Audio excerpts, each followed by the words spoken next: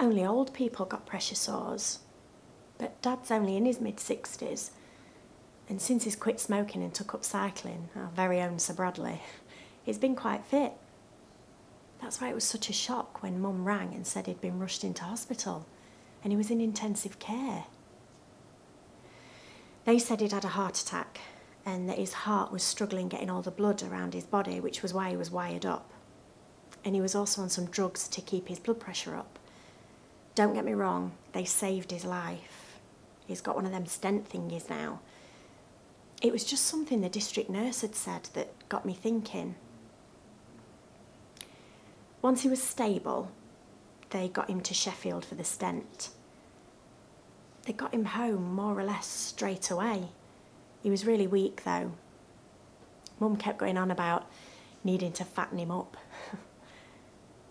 He seemed really scared about going out and doing things. Almost like he didn't trust the new plumbing. Anyway, after about 2 weeks he got addicted to daytime TV, so we all started nagging him to get moving more.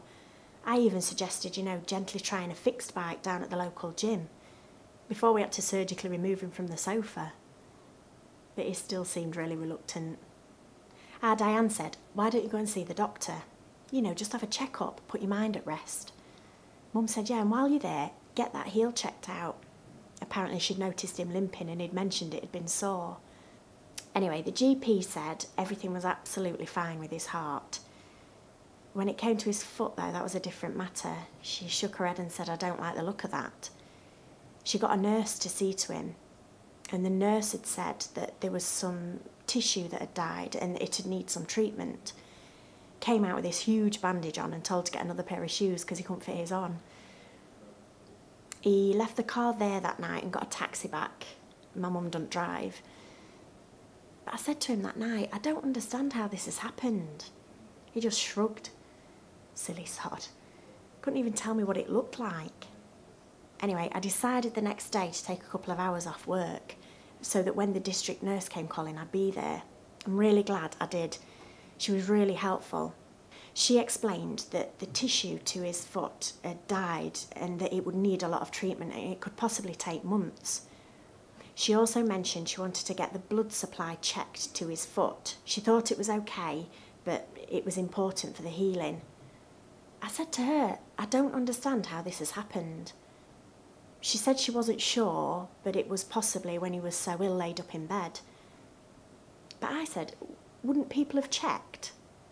Again, she said she didn't know, but she wished that she could show nurses what a little bit of redness can turn into.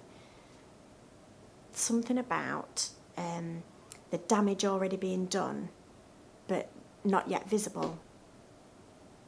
When she'd gone, I spoke to Mum and Dad about following this up. Dad wasn't keen, but he had to admit it was definitely going to ruin his street cred for a while. My point I was trying to make to them was they needed to know, even if it was to just stop it happening to anybody else. So that day I went on the hospital website and emailed the complaints department. Somebody emailed me back the next day offering to call, and when I spoke to Louise, she took more details. She explained that it could possibly take about 4 weeks to get back to me because they needed to speak to Sheffield as well. She said to me, would I like a letter or a meeting, just to give us the information they'd found out. I said a meeting would be better because that way if there was anything we didn't understand we could ask. It took a little bit longer than Louise had originally said, but we did get to meet with her and matron from intensive care. Mum and Dad came as well. Dad's foot was on the mend now and definitely improving. He just had this special boot and he was a dab hand on his crutches. Do you know, they were really helpful. I was a little bit that way out to start with. Mum had pleaded with me to be careful, but they started off by apologising and saying, we're sorry this has happened. And although they couldn't be sure when it had happened or if it could have been totally prevented, they were aware that the checks hadn't been made that should have.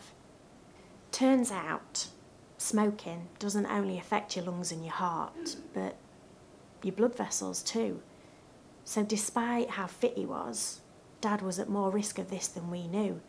That and the fact that he was on drugs to keep his blood pressure up which meant that his arms and legs were getting less blood, meant that when he was bedbound, his heel was under a lot of pressure and just couldn't recover.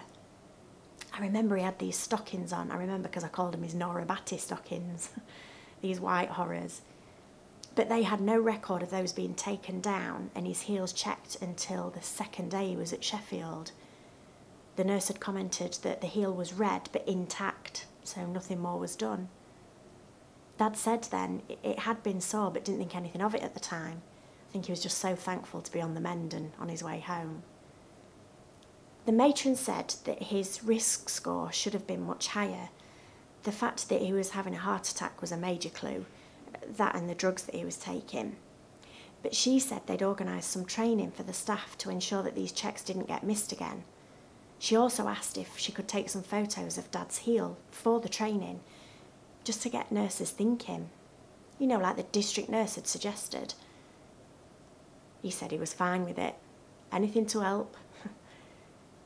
As for Dad, I don't know when or if he'll ever get back on his bike again, but we're pretty confident that he's not going to lose his foot. That was my biggest fear, especially after Googling it. So, I'm on a mission to make nurses more aware. As they say, prevention is definitely better than a cure. This month, we heard from Hayley, who told us about her father developing a pressure sore on his heel whilst in hospital. He received life-saving treatment following a heart attack, but he was at higher risk of pressure sores than his age and fitness would imply, especially as he's an avid cyclist. High risk factors include the disease of his arteries and the medication he needed to maintain his blood pressure when he was in intensive care. Hayley's account offered insight into how her concerns were effectively handled and the learning and action for staff that were achieved as a result. The most important thing for her was for staff to understand how red skin can be a symptom of much deeper tissue damage, which only shows itself later on, making it necessary to check regularly and to ensure that all available prevention measures are taken. Even so, it is important to recognise that not all sores are avoidable.